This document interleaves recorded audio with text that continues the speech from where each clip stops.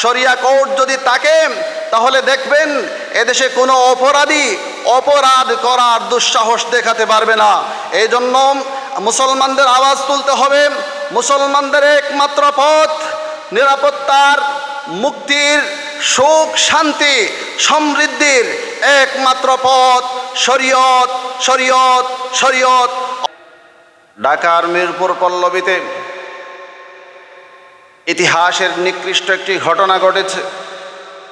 পাষণ্ড ধর্ষক ছোট্ট অবুঝ শিশু রামিসাকে ধর্ষণ করে, তার মস্তক বডি থেকে আলাদা করে তার দর্শন চাপা দেওয়ার জন্য তাকে কেটে টুকরো টুকরো করে বিক্ষিপ্তভাবে ছেড়ে দিয়েছে।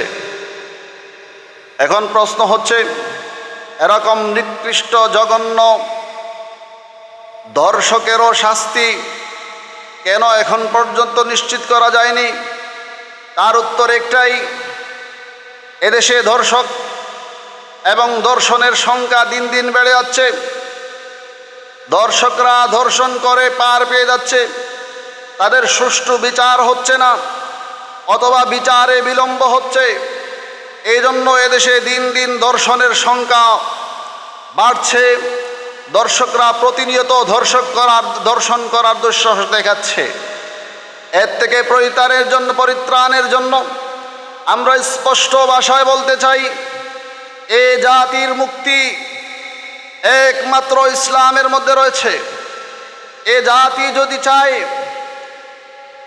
৯০-৯৫% মুসলমানের দেশে ব্রিটিশ বেনিয়াদের দেয়া 1860 পেনাল কোডে বিচার ব্যবস্থা পরিচালিত হয়, এবং এই দুর্বল পচা বিচার ব্যবস্থার কারণে আজ ধর্ষকের সংখ্যা দিন দিন বেড়েই চলছে।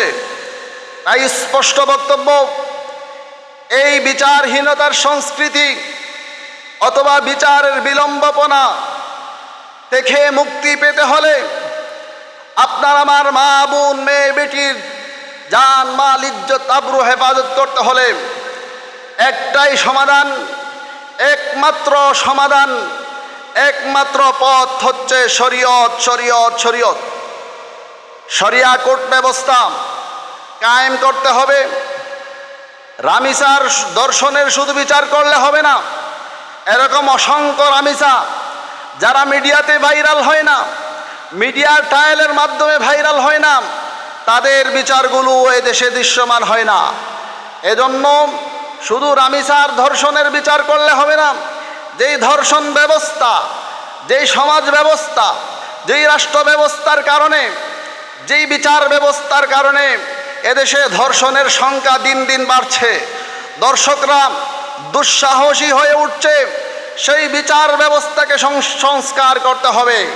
সেই বিচার ব্যবস্থাকে সংস্কার করে শরিয়া কোর্টে রূপান্তরিত করতে হবে, অথবা ইমার্জেন্সি হত্যা, ধর্ষণ এ জাতীয় স্পর্শকাতর বিষয়গুলোর বিচারের জন্য জরুরি শরিয়া কোর্ট লাগু করতে হবে। এদেশে শরিয়া কোর্টের বিকল্প নাই।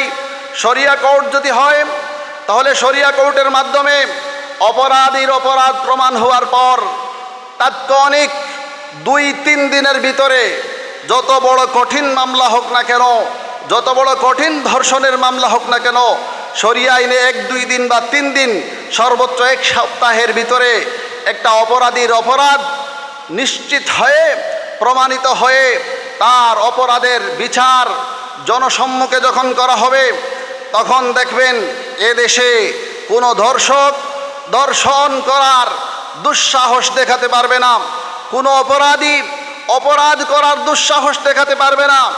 এজন্য আমাদেরকে আওয়াজ তুলতে হবে, শুধু রামিসার ধর্ষণের বিচার নয়, যে ধর্ষণ ব্যবস্থার কারণে, যেই বিচার ব্যবস্থার কারণে রামিসারা প্রতিনিয়ত ধর্ষণ হচ্ছে, সেই বিচার ব্যবস্থাকে চেঞ্জ করতে হবে। সেই পচা ব্রিটিশের দেয়া 1860 সালের পেনাল কোডের বিচার ব্যবস্থাকে বাতিল করে শরিয়া বিচার ব্যবস্থা কার্যকর করতে হবে। তাহলে দেখবেন এদেশের জান, মাল, ইজ্জত, আবরু হেফাজতে থাকবে। প্রত্যেক বাবা তার মেয়ের ব্যাপারে নিশ্চিত থাকবে, প্রত্যেক মা তার সন্তানের বিচার পাবে। এরকম বিচারহীনতার সংস্কৃতি এদেশে গড়ে উঠবে না। শরিয়া কোর্ট যদি থাকে তাহলে দেখবেন এদেশে কোনো অপরাধী অপরাধ করার দুঃসাহস দেখাতে পারবে না। এই জন্য মুসলমানদের আওয়াজ তুলতে হবে।